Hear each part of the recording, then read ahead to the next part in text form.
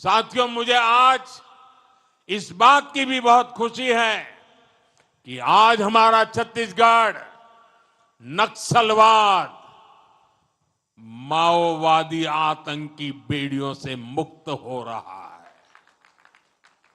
नक्सलवाद की वजह से आपने 50-55 साल तक जो कुछ झेला वो पीड़ादायक है।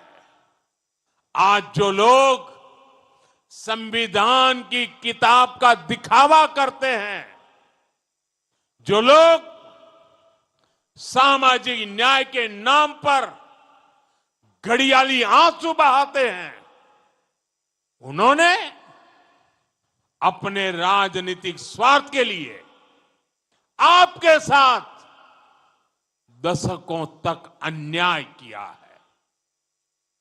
साथियों, माओवादी आतंक के कारण लंबे समय तक छत्तीसगढ़ के आदिवासी इलाके सड़कों से वंचित रहे, बच्चों को स्कूल नहीं मिले, बीमारों को अस्पताल नहीं मिले और जो जहां थे बम से उड़ा दिया जाता था। डॉक्टरों को, टीचरों को मार दिया जाता था और दशकों तक देश पर शासन करने वाले आप लोगों को अपने हाल पर छोड़कर वे लोग एयर कंडीशन कमरों में बैठकर अपने जीवन का आनंद लेते रहे। साथियों, मोदी अपने आदिवासी भाई बहनों को हिंसा के इस खेल में बर्बाद होने के लिए नहीं छोड़ सकता था। मैं लाखों माताओं बहनों को अपने बच्चों के लिए रोते बिलखते नहीं छोड़ सकता था। इसलिए 2014 में जब आपने हमें अवसर दिया तो हमने भारत को माओवादी आतंक से मुक्ति दिलाने का संकल्प लिया और आज इसके नतीजे देश देख रहा है।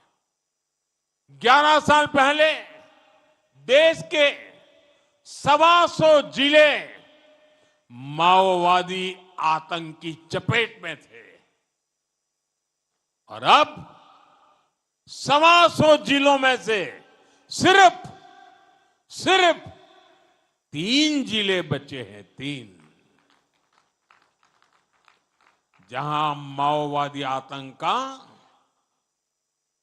आज भी थोड़ा रुबाब चलाने की कोशिश हो रही है, लेकिन मैं देशवासियों को गारंटी देता हूं, वो दिन दूर नहीं जब हमारा छत्तीसगढ़, हमारा हिंदुस्तान, इस हिंदुस्तान का हर कोना माओवादी आतंक से पूरी तरह मुक्त हो जाएगा। साथियों, यहां छत्तीसगढ़ के जो साथी हिंसा के रास्ते पर निकल पड़े थे, वो अब तेजी से हथियार डाल रहे हैं।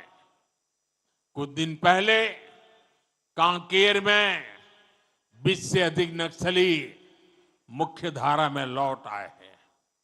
इससे पहले 17 अक्टूबर को बस्तर में 200 से अधिक नक्सलियों ने आत्मसमर्पण किया था। बीते कुछ महीनों में ही देश भर में माओवादी आतंक से जुड़े दर्जनों लोगों ने हथियार डाल दिए हैं। इनमें से बहुतों पर लाखों करोड़ों रुपए का इनाम हुआ करता था। अब इन्होंने बंदूकें छोड़ करके, हथियार छोड़ करके देश के संविधान को स्वीकार कर लिया है। साथियों, माओवादी आतंक के खात्मे ने असंभव को भी संभव कर दिखाया है। जहां कभी बम बंदूक का डर था, वहां हालात बदल गए हैं।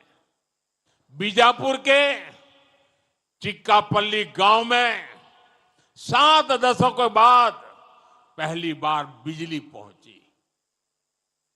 अबू जमाड़ के रेकावया गांव में आजादी के बाद पहली बार स्कूल बनाने का काम शुरू हुआ है। और पुवर्ती गांव के जो कभी आतंक का गढ़ कहा जाता था, आज वहां विकास के कामों की बयार बह रही है। अब लाल झंडे की जगह हमारा तिरंगा शान से लहरा रहा है।